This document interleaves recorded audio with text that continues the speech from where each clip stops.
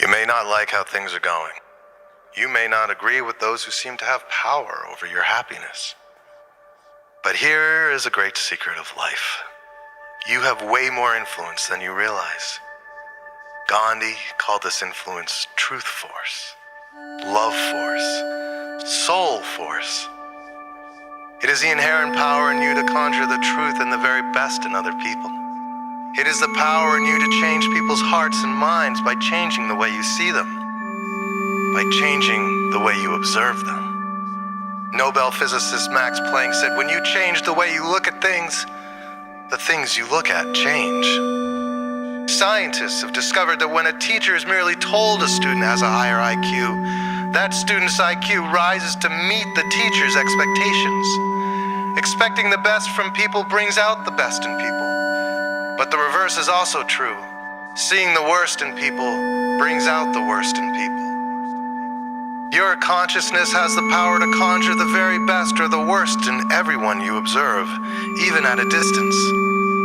Our friends, our families, our children, our co-workers, our police, even our presidents, we have the power to change each and every one of their hearts and minds simply by changing our own hearts and minds about them. We all have darkness in us, but we also have the light. And in every moment we have another chance, another choice of whether darkness or the light is given reign over our consciousness. What you stand witness for in others is strengthened in them by the power of your observation. When you look for the worst in someone, when you make them wrong in your mind, when you refuse to see the best in them, you are committing a spiritual assault of the worst kind.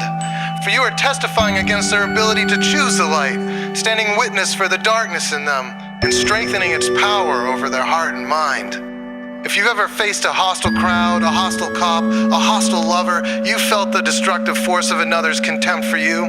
Do not give in to this way of seeing. Stand witness for the light in others. The unassailable divine spark forever shines in the hearts of every man, woman, and child, just waiting to be called forward. When you call on the divine spark in someone, you lend it the strength to prevail in their consciousness. The power of your divine witnessing calls forth the truth in other people's minds. It calls forth the love in their hearts. It calls forth the grace and the beauty of their souls. Divine witnessing is the most powerful form of nonviolence because it heals the very source of violence. It turns your enemies into friends, even when you thought they were deplorable and wrong. In a place where you see no light, you make your own. You call upon the divine spark within you and invite it to reveal itself in those who oppose you. The divine spark in your heart ignites itself in others through the blazing light and love of your consciousness. Witness for that, strengthen that, insist upon that. The truth in me calls out to the truth in you. For it is only that I will stand witness to. It is only that I am determined to see. It is only that I will testify for. For to condemn you would be to condemn me, and we are the same. And so I insist on regarding you as true and good and wise and kind. And so it will be, because that is what we all want to see.